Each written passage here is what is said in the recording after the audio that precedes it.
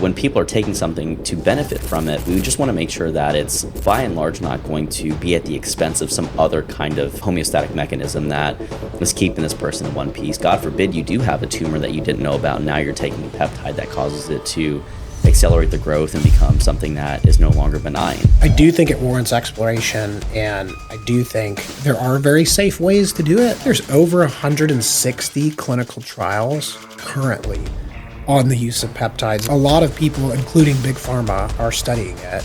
Is this safe? Is it going to hurt people?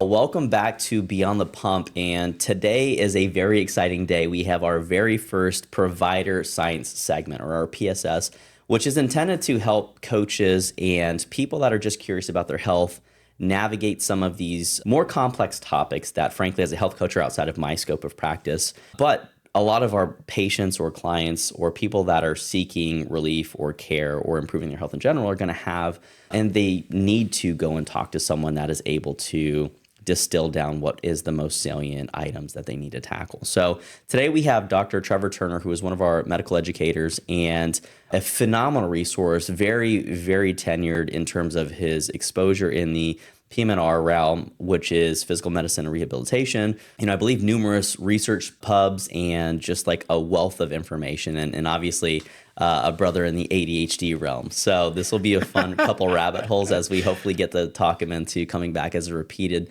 regular guest for you guys to benefit from his decades of education and experience. So thank you so much for being here at Provida Health. Thanks for hosting this in-person episode. And, is there anything else that you'd like the audience to know about your background before we really dive into peptides, which I haven't figured out the sound mixer to do the thing yet, but Okay. Yeah. I'm Trevor Turner. Thanks for having me, Andrew. I kind of worked in sports medicine most of my career. So when I got out of training, I worked with a guy named James Andrews, who was kind of one of the leading orthopedic surgeons of our time and generation, I guess I'd say. And, had the opportunity to help take care of a lot of high profile athletes with him. And then we had a performance facility next to us called Exos. It used to be called Athletes Performance. And a lot of people on this podcast may be familiar with that. And so we would get the opportunity to be the healthcare providers for, people who came in for NFL Combine training. And then there'd be a team of people around to help them. And there would be, nutritionist and human performance expert and coach and physical therapist and whatever. So that was really, really fun for me because it was like very much a team-based endeavor, and we would have some things to take care of if you were a collegiate or professional athlete or if you're in a contract year or whatever. And then we also had a grant program for people who were special operations personnel that were injured. And so you could come down on a grant and you could basically train or work with the same team until you were back to operational duty fitness. And that was really cool because, professional athletes need to do like 4 things better than anybody else in the world. Special operations personnel, number one, often had much more complex injury patterns given, what they had been through if they were combat deployed.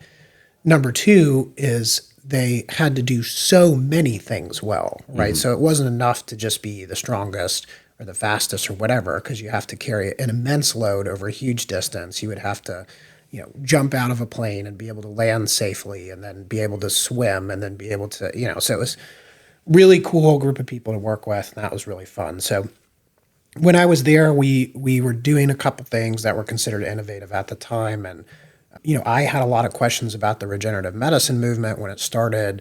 For us, that was mostly the application of either PRP, platelet-rich plasma, or the use at the time, we were mostly using bone marrow concentrate as our source for stem cells, which you can imagine in orthopedics is kind of like not a very difficult stretch to like be in the bone and harvest, things that are potentially powerful from the bone to use to optimize orthopedic care.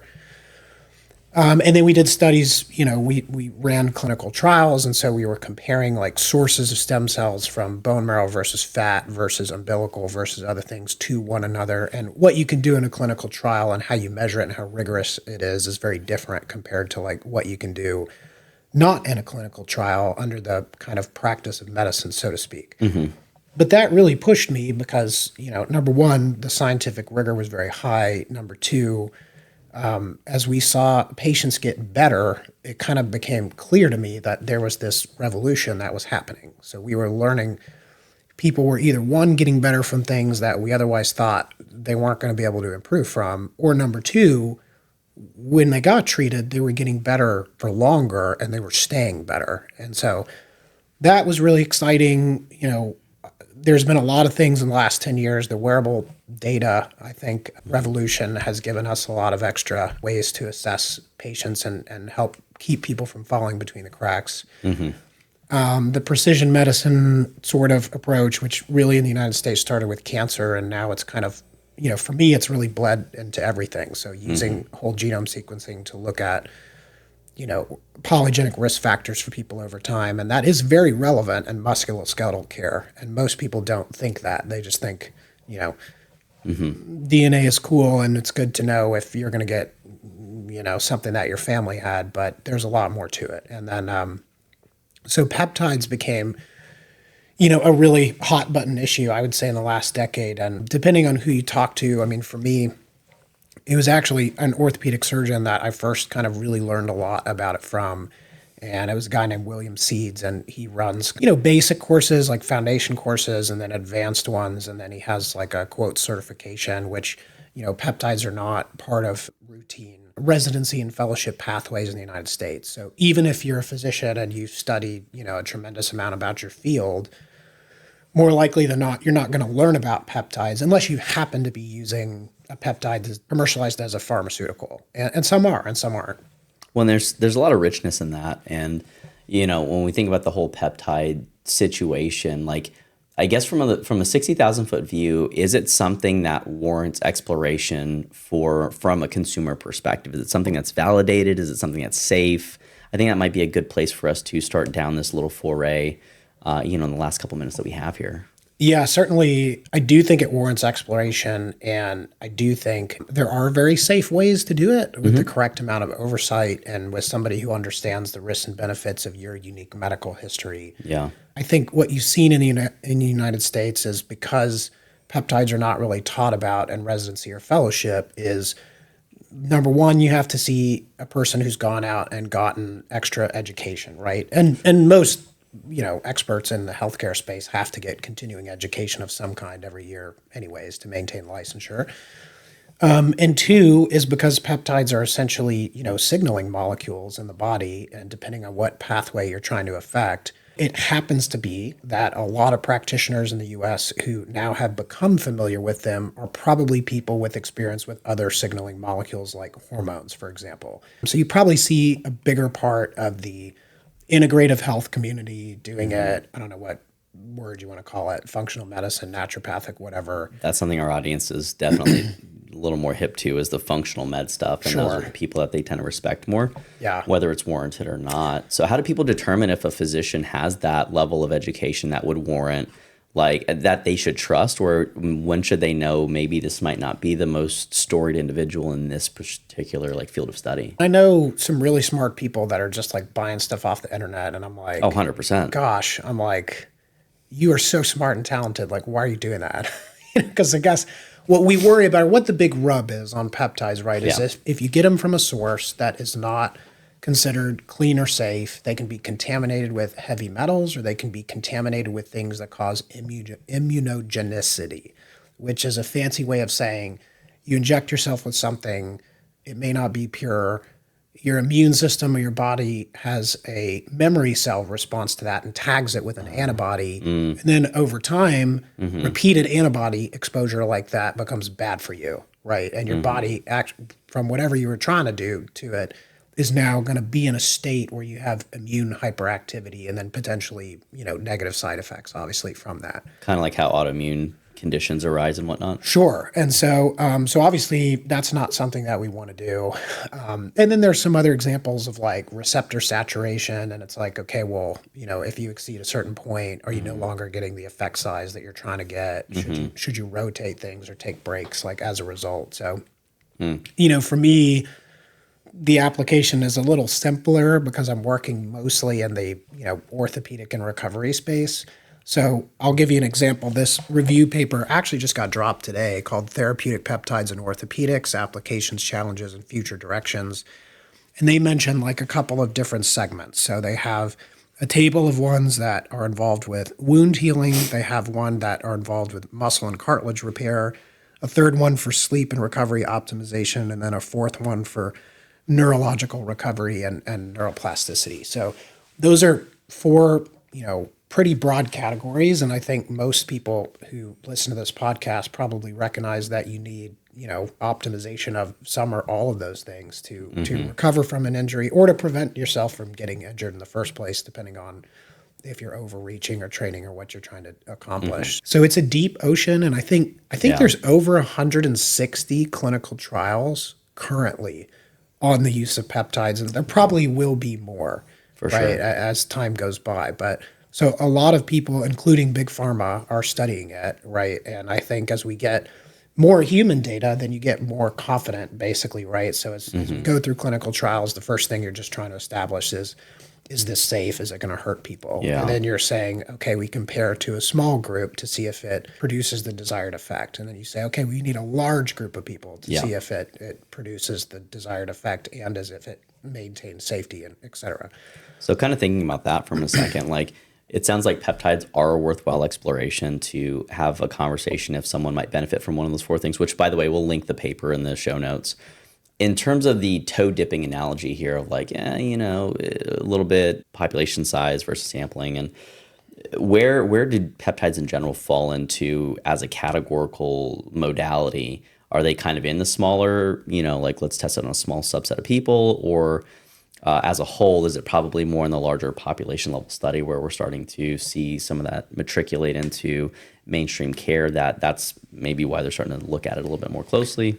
I mean, certainly the FDA approved ones are in mainstream care. I think most people, frankly, are not interested in the FDA approved indications and are using them either at different doses or frequencies or using them to produce a desired effect that, is something that would be aesthetically pleasing or performance, improving, whether or not that's the reason that the compound was synthesized in the first place. And so, a great example of that would be like a growth hormone releasing peptide, right?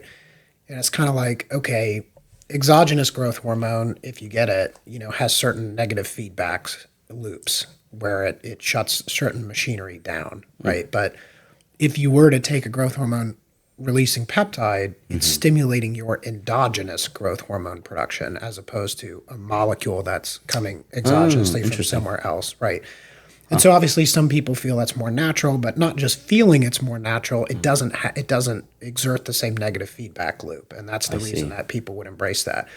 And so as long as you don't have contraindications, right, like you don't have a tumor or cancer that you're being treated for, right, would be a major one. It's like, okay, well, if you had surgery or if you had a procedure done, right, and you need to recover from something, even if you're only going to use that peptide for a short period of time, like maybe 6 to 12 weeks, is that likely to enhance your recovery during that period? And, from the observations that we've seen, like it seems pretty effective in that regard. Right. But then the question is, like, are you monitoring your IGF-1 level or not, which is like a marker for growth hormone, et cetera? Is the dose and the frequency you're taking it at the correct one to produce the desired response, et cetera? And that's where I think like physicians want to say, we'd like to have basically oversight of the process because we want to make sure that people take them safely and that they're getting the response that are clinically indicated based on the circumstances, right? Which might be different from, okay, well, I've got, six abs, but I'd like to have 8 by the time beach season rolls around. 100%. And I think that really highlights a great consideration that most people don't understand is that when they take something for, what the mainstream, where people are like, oh, GLP-1s, for instance, like, oh, this is going to cause me weight loss and like all these other things. But there's some gated mechanisms or some things that we want to just verify aren't going to lead to the nasty side effects sometimes, where we're seeing like, GI motility decreases and whatnot. And so when people are taking something to benefit from it, we just want to make sure that it's by and large not going to be at the expense of some other kind of, homeostatic mechanism that is keeping this person in one piece. God forbid you do have a tumor that you didn't know about, and now you're taking a peptide that causes it to accelerate the growth and become something that is no longer benign. And so, if you were to leave the audience with like one thing as we bring this episode to a close around peptides, it sounds like they're generally safe. You just want to check in, make sure that your person is spun up on the ones that they're recommending. What would be the one piece of information that you would want maybe a health communicator to be able to impart to a consumer or a client that might be asking if this is for them? Yeah, I mean, certifications are, somewhat helpful. I feel nervous is when somebody takes a weekend course and then they start promoting themselves as an expert, and it's like, geez, we become experts when we've done things for thousands and thousands of patients, and then you get really good at it, right? Mm-hmm. But I think I would just ask, and I would say, listen, first of all, I guess, does the person you're considering seeing like some sort of, board certification that they've gone through to understand risk appropriately? And that doesn't mean you have to be an MD, but I think certainly PAs and nurse practitioners go through a lot of training as well. But then is just to say, listen, how many patients have you seen and done this with? And they should be confident enough if they're new to be like, hey, I'm newer at this, but this is what the data shows, and this is why we do it, versus like, okay, well, we've seen thousands of people, and let me tell you about the good, the bad, and the ugly. Yeah. If you don't, I think that's a good clarifying factor of like, if you don't have the experience being able to elucidate or like really, hey, I don't have the experience, but here's the education pieces that seem to support these assertions or these recommendations. I think that also, again, like for the health coaches that are out there, you should be partnering with a medical provider. If you are exploring these things, please, if you're like doing a peptide academy or you're doing a peptide certification course and you're just a personal trainer, and I don't mean that to be demeaning, I mean just a personal trainer, meaning your scope of expertise is helping someone become more fit and to become more physically capable. Peptides are just not expected to be in your wheelhouse. So in the clinical collaboration course that we have, if you need to reach out to someone that you have no idea on even what to look for in a clinical partner, like you can reach out to us. I mean, Dr. Turner, if they wanted to reach out to you, if they had questions about peptides or anything, is that something that you have a particular communication bucket that you'd want them to reach out to you, maybe Instagram or... Yeah, I would love to do that. It's funny. I feel like I check my Instagram messages once a month, but we certainly here at our practice at Previta Health, we're located in Buckhead in Atlanta, Georgia. We do routinely have a lot of, PTs, coaches, personal trainers, all kinds of human performance people come in our suite because that's a big point of emphasis for us in terms of healthy movement. But we have a phone number, 404-900-7371. We have a kind of a general email address, info@previta.com, that we'll respond to, obviously. And then, I'm just, grateful to have people that are committed to, giving people the best results, but also doing it in a safe and responsible way. I'm probably not going to go, even though I have a CrossFit certification, I'm probably not going to spend time coaching someone on their deadlift form. I'm going to send them to an expert to do that. Just like, we hope to be the experts when it comes to, how do you use therapeutic compounds to enhance recovery and better function. Yeah, absolutely. So, for those of you that are going to reach out, we'll link his personal phone number in the CrossFit gym that he's opening in the show notes as well. But again, thank you so much for being here today and sharing your expertise and your experience with, frankly, like a lot of people that do, I think, care about these topics. And so it doesn't go understated how much we appreciate that. And, we look forward to having you back on a future segment if you'll have us. And again, thanks for hosting us here at Previta Health today. Thanks so much, Andrew. Appreciate you. All right. We'll see you next time, folks.